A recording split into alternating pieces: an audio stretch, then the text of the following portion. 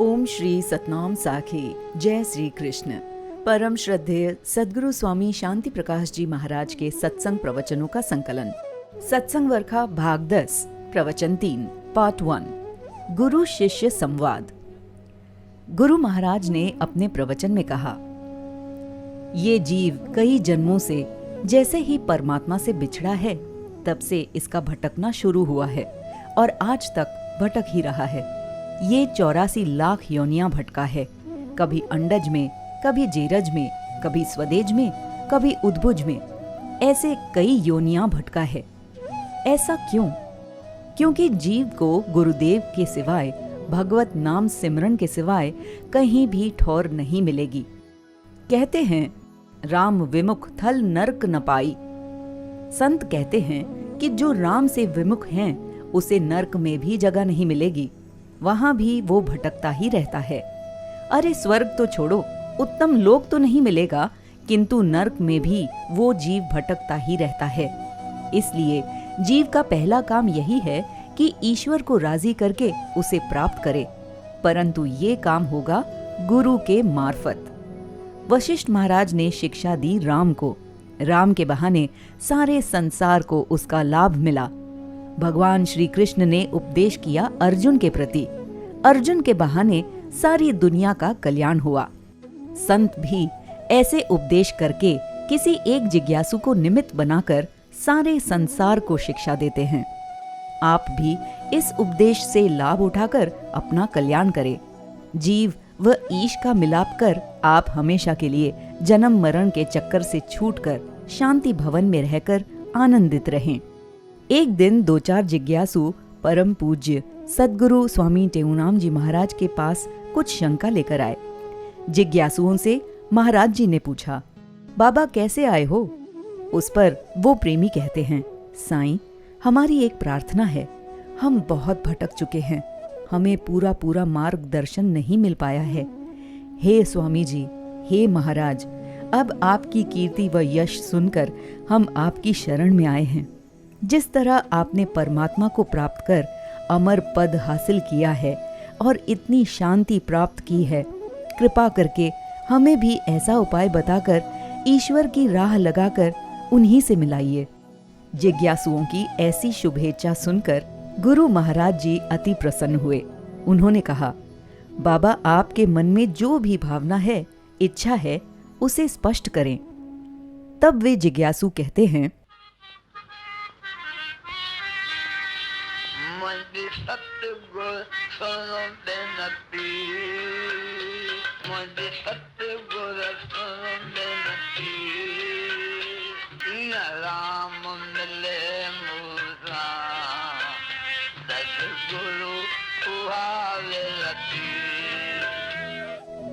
तब वो जिज्ञासु जिन्हें मुक्ति व ईश्वर की प्राप्ति की इच्छा है, उन्होंने कहा, साईं, हमारी प्रार्थना है कि वो परमात्मा जो इस जीव का मालिक है, जिसने इस सारे जगत की रचना की है, वो हमें कैसे मिलेंगे? कृपा करके हमें ऐसा उपाय बताएं जैसे सुगमता पूर्वक संसार के कार्य करते हुए साथ साथ भगवत प्राप्ति का भी साधन कर सकें। इस पर गुरु महाराज जी कहते हैं,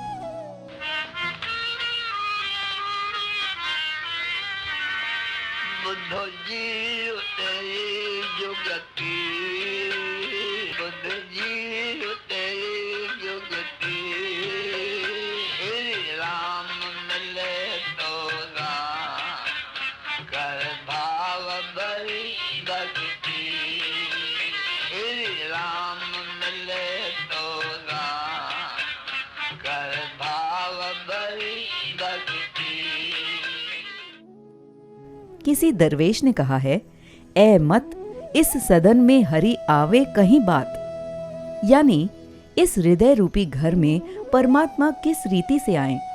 ये इंद्रियां रूपी जो गलियां हैं, वे गंदगी से भरी हुई हैं, घर भी कचरे से भरा हुआ है। भला भगवान जो आए तो किस मार्ग से आए और फिर बैठे कहां पर?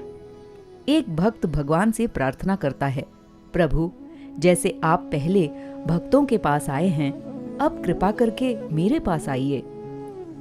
तो भगवान ने कहा, भाई, मैं आने के लिए तो तैयार हूं, परंतु मुझे कोई बतलाए तो सही कि यदि मैं आऊं तो बैठूं कहाँ पर, निवास कहाँ पर करूं, बताओ।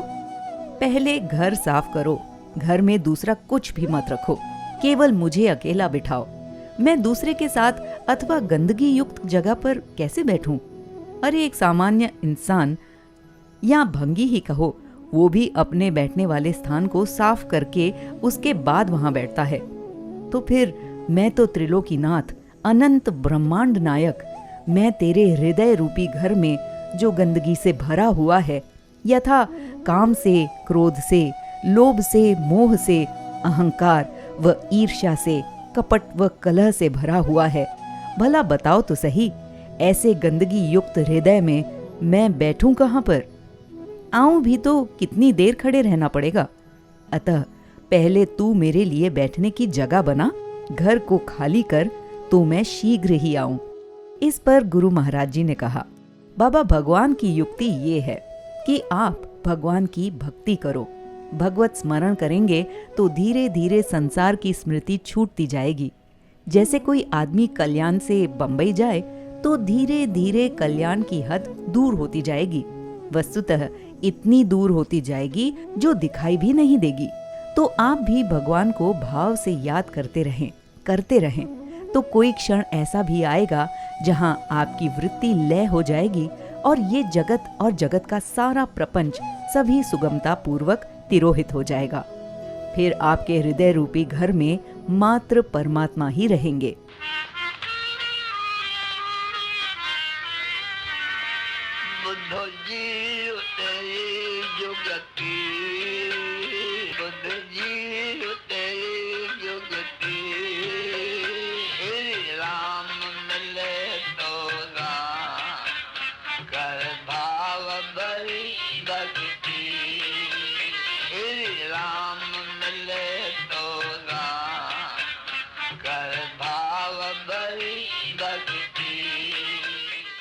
जब आप ऐसे भाव पूर्वक दिल से संतों व सद्गुरुओं के वचन श्रवण करोगे तो परमात्मा दीन बंधु आकर तुमसे मिलेंगे।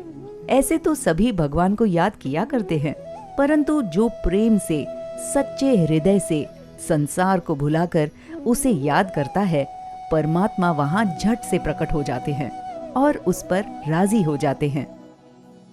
बोलो सतगुरुदेव भगवान की जय।